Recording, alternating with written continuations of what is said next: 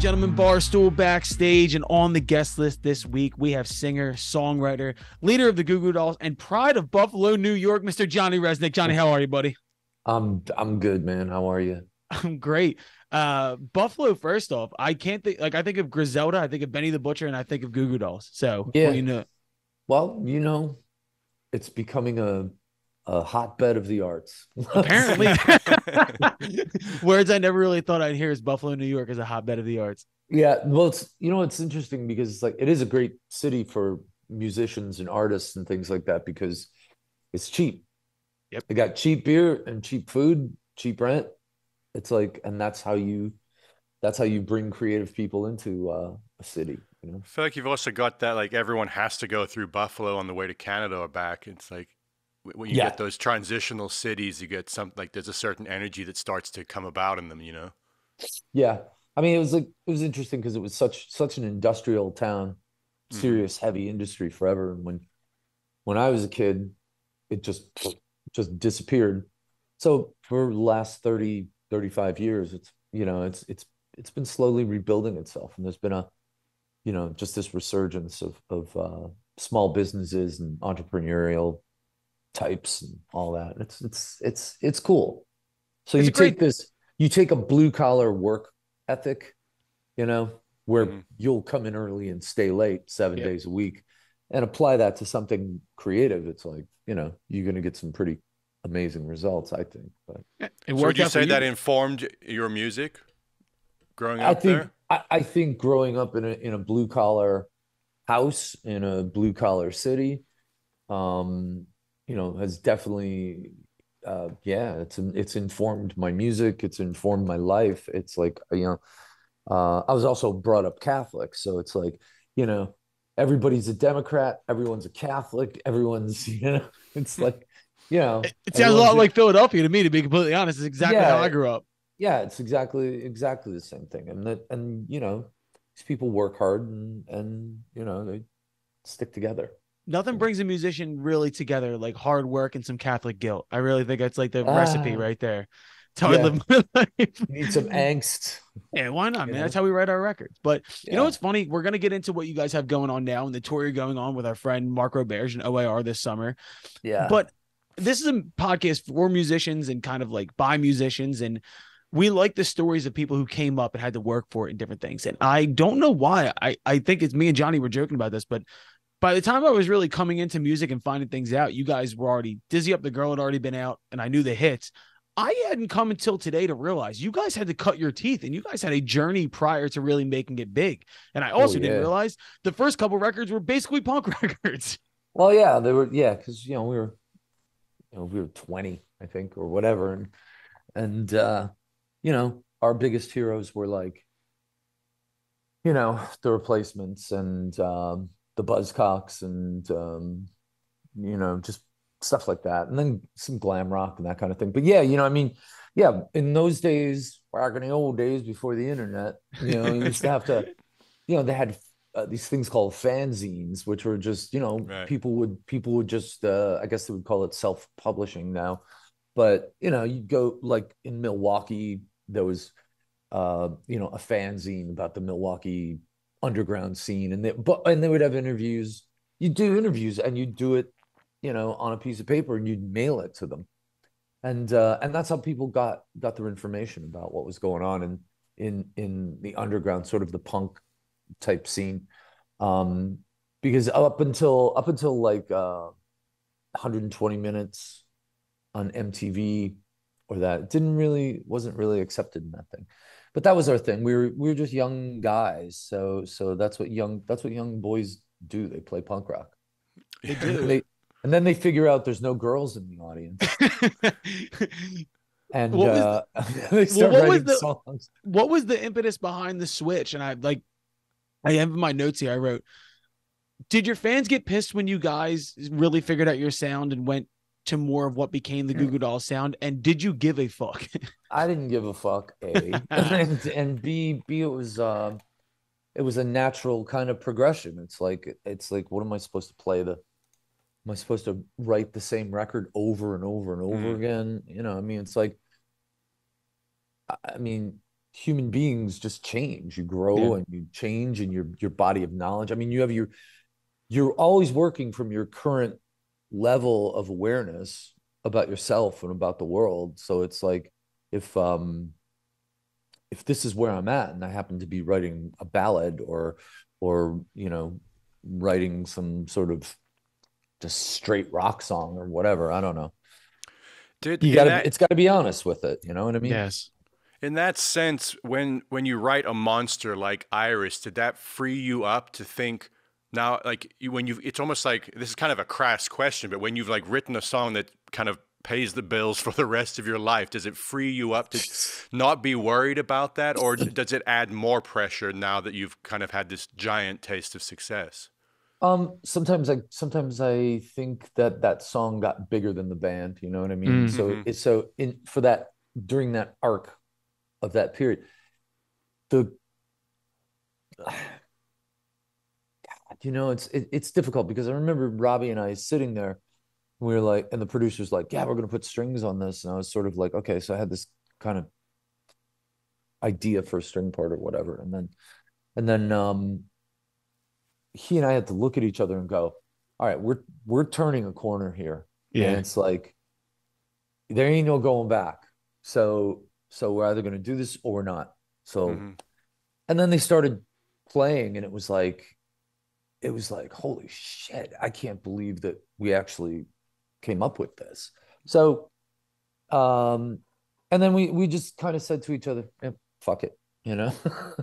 Let's just do it, because um you know the song, I mean, I wrote that song specifically for a movie. So it was kind of like I didn't necessarily have to apply the same rules of Goo Goo Doll World Right. into the songwriting process. But then I mean, and it was a bit of shock therapy because as much as people love that song, there was it cast a pretty long shadow, Yeah. and there was a lot of gnarly shit going on inside that shadow, you know. Mm. Um, but it's like we just always sort of just keep soldiering on, that's it. And it's like 20 something years later, 25 years later, something like that. I It don't is know. interesting to hear you say you were having kind of an internal battle within the recording process, saying like, if we fucking put these strings on this song and we go this route, there is no turning back. Like, did Yeah. you ever have a moment in the studio where you're like, I don't know, is this me? Like, you know what I mean? Like, You know what? I I love that song, yeah, and I'm grateful for that song. So it's like it came out of me. I was trying to support the vision of someone else, right. with that song. It's like, Right. you know, and I love when music takes a supporting role Mm. in something just because I'm a lazy person, and I already have my subject matter in front of me. So I can write about that. Yeah, do you feel like there's almost a kind of freeing element that you can remove a bit of ego from it when you're writing for something else, like you're saying, writing for film, like it has to serve the film or it has to serve whatever else Yeah. you're writing for, not necessarily like your idea of yourself at any given moment or day. Yeah, I mean, I like that. Mm. I've had a lot of, I've done a lot of work in films and stuff for TV and all that kind of thing. And you get rejected too. And that's humbling and that's good for you.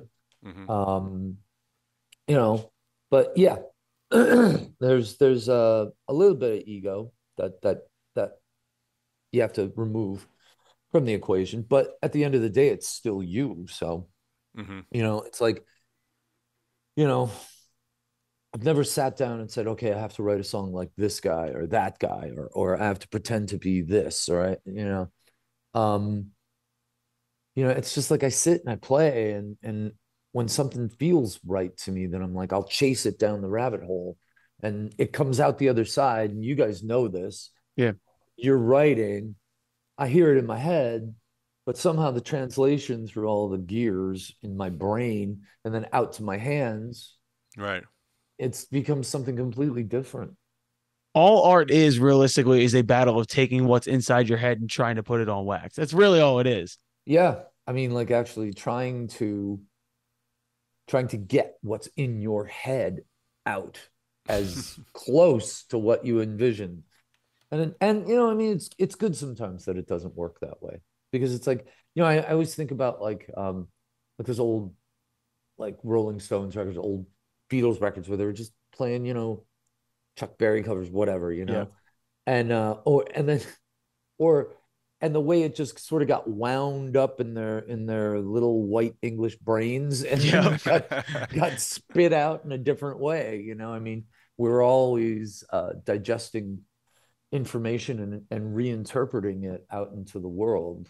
You know? I mean, it even makes me think of like when you bring up the Rolling Stones, thinking about like Exile on Main Street, or like I don't know, like the Basement Tapes of Bob Dylan and the band, bands that actually went in there and just recorded blatantly whatever the fuck was coming out. And it wasn't Sure. like that thought out. And then you come out with these classic records. And you think about us trying to sit in the studio and being like, this has to be the perfect interpretation of what I'm doing. Like sometimes it just is what it is. It sometimes it is what it is, and it's like sometimes those are the ones that surprise you. You Mm. know, they surprise you because you know they take on a life of their own, and that's when you get into flow like that, where it's just like, well, am I leading this song or is it starting to lead me Yeah. down some kind of a path? And you know, it doesn't happen often. It's like, you know, people like to romanticize this whole thing about you know, inspiration and like, oh yeah, you're in this, you know, and you have this revelation and a white light moment, and then the song comes out. It's like I think that happens more when you're young, Yep. when you're young and starting out, because you're naive and fearless in a lot of ways. And as you get older, um, I believe, at least in my own case, you know, I mean, it's like in one sense, you become more confident and more proficient at what you do. You become a better craftsman um, at what I have become a better craftsman at what I do. You know, the inspiration is something that needs to be looked out for more. I think it's like if I hear something in my head, I got to get it into the little recorder on my phone Yep. as quickly as possible. Otherwise, that idea is going to be gone. And then, you Mhm. know, 9 times out of 10, it's like, oh shit, that's another song, or that sucks. But you know, it's like trying to capture something, the immediacy of that one little idea, and that little idea can really um make a big difference. I mean, as far as like the quality of the material that you're putting out.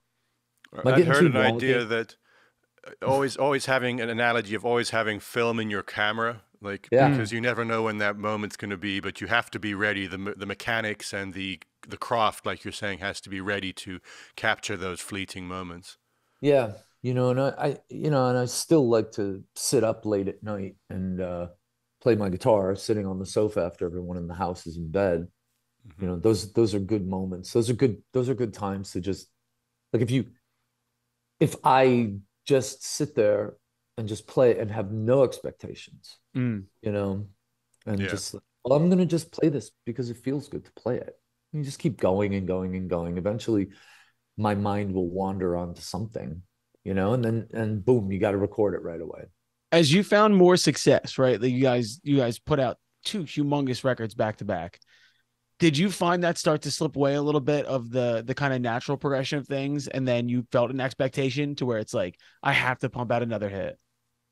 Well, I mean, I've been doing this an awful long time, Yeah. so and I've had hits and I have not had hits, and it's better to have hits. But I can't wait to you find know, out that I can't wait till I find out that process of actually you having know, hits. It's gonna be great. it it's you know, it's one of those things. It's sort of like you weigh those things in your mind, but then it's like at the end of ultimately it's like you're your first audience. Yep.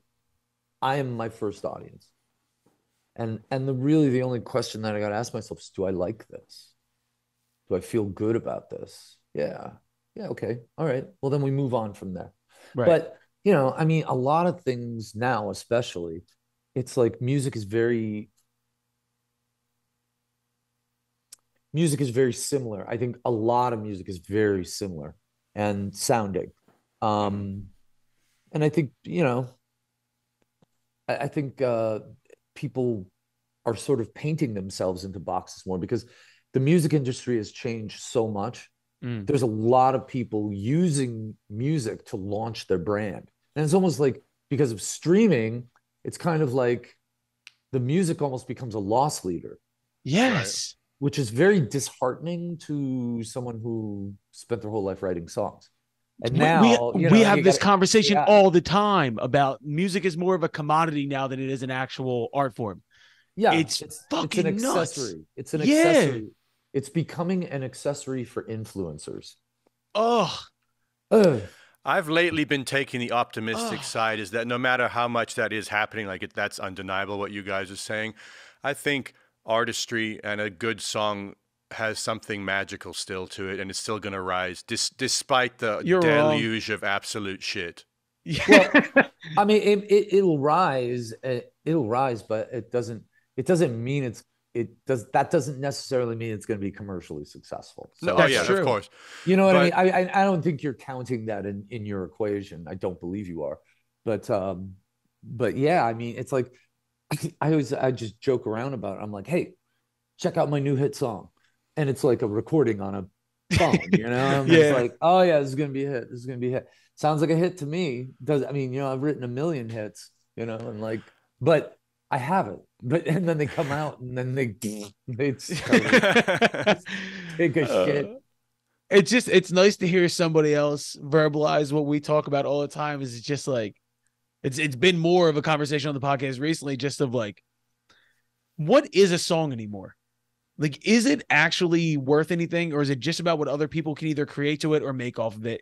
It's a nihilistic way to look at things, but yeah, fuck. You know what I mean? I don't know. Well, I mean, I was reading an article yesterday about, I had never even thought about this before, but it's like the AI thing where of course it's on everybody, because everybody is shitting themselves right now. Yeah. It's like, well, it's like musicians finally feel like blacksmiths, and we're so used to being like special and like revered, and it's like maybe not so much all of us, you know? We could take our jobs, dude. It's kind of the deal. And then I was reading an article about how all the voiceover actors, they're like, that's all going to go away because of AI. And, you know, I mean, not that that's some huge, you know, section of the population, but, you know, it's like, what I don't understand is why there's such an enormous rush to make human beings obsolete, to make human expression obsolete. It's like, all we're going to have is just cheap facsimiles of what people's real emotions are. I mean, none of us know when you hit that line, when you just are sitting there writing, and then you're like, holy crap, I got the perfect line. Yep. It's like, and you pull it out of yourself, and you're like, oh damn. Yes. That was amazing. That's such a good feeling. Yeah. Well, I was listening this morning to the song off your last record, Yeah, I Like You. And there's a line that stuck out to me. And I'm not sure this is related at all to what we're talking about now when you wrote it, but I could see it. The line says, just give me thrills so the truth don't creep in.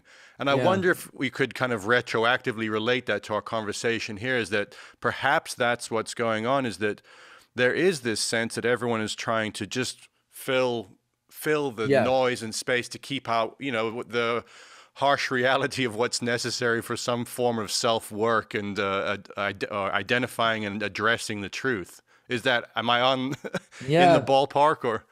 Yeah, I mean, well, it's like, you know, we are constantly bombarded now with shiny objects that are moving very quickly. Yep. And that was really brilliant the way you said that. I really love that. The way you said that. Clip that, Colin. We'll please. clip that. Yeah. Johnny's here. Johnny is here to write that down. Johnny Congos is here to somehow make us seem intelligent. That's why he's here. He sounds very intelligent. I'm AI, guys. This has been the crux of the whole thing. Yeah, he's an AI facsimile. John, so on the one human element that we can still attest to is the fact that you're going out on tour this year. You have a long tour scheduled with friends of the Yeah. program, OAR, and you're going out with Fits and the Tantrums, another friend of the program as well. Yeah. How's that feel being able to get back after COVID and kind of separate yourself from the more mechanical side of things to getting out there and actually doing what you do? Yeah. You know what? Nothing. I don't see anything being able to disrupt that. Technology being able to disrupt live music. In the sense that during the pandemic, everybody was trying to figure out a way to make money touring virtually or whatever. And it was just a monumental flop and a disaster because it's like human beings at their most basic core are pack animals. Yep. And we like to get in rooms that are hot and sweaty and listen to live music. There's nothing like it. I went to a concert with a friend of mine in New York a couple of weeks ago, or maybe it just been like a week ago. Even I can't even remember. I don't know. We went and saw Depeche Mode at Madison Square Garden, and it was like, now I don't go to shows. I just never go because I'm just like, I don't need to see this crap. Yep. I've become so jaded about the whole thing. I'm just like, because, and I go to a show because I do this for a living. I'm like looking at the lights, like, oh, I wonder how much that costs a week. Yep. And like the magic is gone. But Depeche Mode is obviously an amazing band, and they were amazing. And I got caught up in it, and it was like, wow, I'm part of something bigger than me. And it's like, and it's a human experience. It's a visceral experience. I'm looking at a 60-year-old person, and I'm looking at an 18-year-old person. Yep. And it's like that music provoked emotion in those people. And I was watching these people, and that's something that technology is never going to recreate. Well, yeah, it's like right now, I was talking about this the other day with my brothers. AI is learning from the digital expressions of us right now. So it's not learning like what you're saying, being at a concert yet. It's seeing interactions by the billions on Twitter or Facebook or Instagram. It's not yet able to observe, understand, and then replicate or synthesize the true human experience of it in a physical and emotional sense.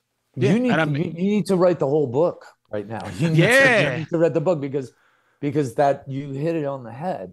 It's like what is this? It's an algorithm. It's an amalgamation of all this random information, and it's just like the things that can't be done by AI are like every experience you've had in your life leads you to who you are now, the way you view the world, the way you express yourself, everything. I think you're right. There's no human spark. I think what it is right now, I mean, this is probably true for most humans, unfortunately, but most of what is described as the truth by an algorithm is a sense of consensus. And these are not my words. My brother actually said these, so I should give him credit. He was talking about this idea that AI is gathering consensus. Okay, so 150 people think this. But throughout history, when you look at the great pillars of humanity, it's never been consensus. It's been some spark of magic and a true individual thought or emotion. And that's the magical thing, I think, that, hopefully, knock wood, we've got a long way to go before that's taken away from us, Well, hopefully they don't cut the spark before you guys get out on tour or release more music, because we got an early listen to you and OAR doing Tom Petty. You did I Won't Back Down, and that drops later this year. Right before the tour. Why that song? Because it's a friggin' great song. That's a great answer. Because it's a friggin' great song. Mark and I, we had fun doing it, and it's just like Tom Petty has become my favorite songwriter. Yeah, dude. And it's like you and I love the arc of his career and the way he just he went through all these changes, and it was like really interesting. There's the stuff he did, the early stuff, then the stuff he did with Dave Stewart, which was bordering on like new wave or something. You know, there's a lot of electronic stuff going on in there, and that. And then this, you know, and then the stuff he did with Jeff Lynne, which is like super polished, but amazing songwriting, just amazing songwriting. And then he goes to Rick Rubin and then he goes does to Rick Wildflowers. and then yeah, and then Rick Rubin, you know, does whatever Rick Rubin does. I don't know. And and then Rick Rubin is like crypto and AI. I just fucking don't get it. So, We just fucked your whole day up with this entire AI conversation, bro. it's Oh, okay. man. I mean, it doesn't mean it's not valuable or valid or whatever, but I just don't get it. So I don't get it either, and Johnny loves it, and he doesn't Well, love it, AI, but no, I don't know. I'm literally sitting on the fence about it. I think it's inevitable. You have to be involved. Like, we can't stop certain aspects of it. And then part of me is like, fuck this shit. Give me an accordion or a mandolin, and like keep all the computers away from me. yeah. I mean, I go through that too. But then you know what I do. I mean, there are great uses for technology in that. And then you know, people are saying, well, the positive side of AI is that you know, it could probably help to cure cancer and all that kind of thing. And I'm like, yeah, but it can also generate, like, what is going to be admissible evidence in court is a recording of someone saying, I'm going to kill you. And that, you know, is that going to be admissible? How are we going to prove that it was the actual person and not a computer generated voice? That's one of the biggest problems that they're working on now, is basically like proof of humanity. Verification. How do you prove that? But they're putting the chatbots out before that. Yeah, no, it's scary. I need proof of humanity before I order Grubhub. You know what I mean? I got to check a box and make sure I know what a bus looks like before I can order Grubhub. But John, we took up enough of your time, man. When does the tour start? Where's it hitting? Where can people get tickets? It's going everywhere. We're starting. I don't know when we're starting. The end of June. I'm going to the UK, and I think like July. What's our first? Hold on. I'm getting. Hold on. The director is telling me here. July 23rd. Where? Oh, Florida. We can narrow it down. I guarantee you I'll be out in Philly. I was with Mark last year when he came to Philly. So Mark wanted me to tell you he loves you and he can't wait for the tour. Him back. Tell him I love him too. We're going to do push-ups every morning. There you go. I'll be there too, bro. You won't even know it's me. I'll just be behind the bus doing push-ups. Johnny Rzeznik, your seat's always open, brother. Let's do this again soon, all right? Absolutely. I would love that, you guys. All right, man. You have a great day, all right? Great to talk with you, man. Thanks, brother. Thank you, Johnny. Bye.